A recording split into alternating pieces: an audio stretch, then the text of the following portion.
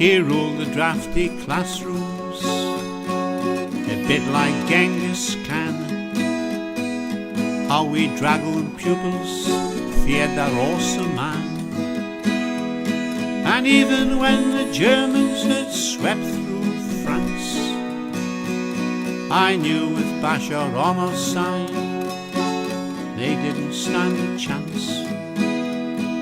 Then my brother Dick was lost, presumed drowned at sea, and a thick black cloud descended on my family and me. When a silly prank went wrong, I was reported to the head and summoned to his office, filled with a fearsome dread. Bashar shook his head in sorrow, took out his leather belt. I held an ink-stained hand out as my knees began to melt. Eyes closed, teeth clenched, the first blow about to fall.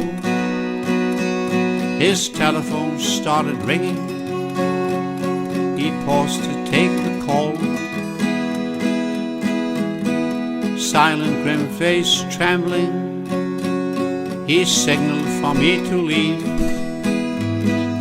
and I fled with indecent haste, overjoyed at my reprieve. I learned the following morning that his son of 18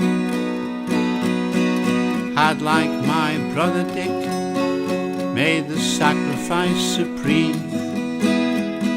His plane down in a dogfight somewhere out at sea, and fate had forged a special bond between Bashar and me.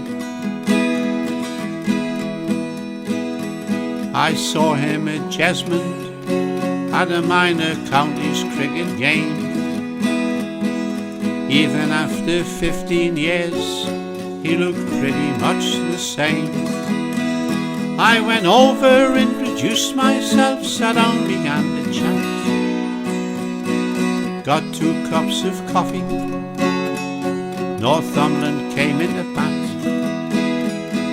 Talking wasn't easy, we didn't have that much to say, but it was pleasant in the sunshine, and I felt I had to stay. Larry Little hit 5 sixes high over the cemetery wall, and Bashar roared approval in that voice I still recall. I had a date that evening, I was home on leave from sea, and it was time for me to go as the players came in for tea. We shook hands awkwardly, he used my Christian name, and I called him Mr. Brown. Isn't life a funny old game?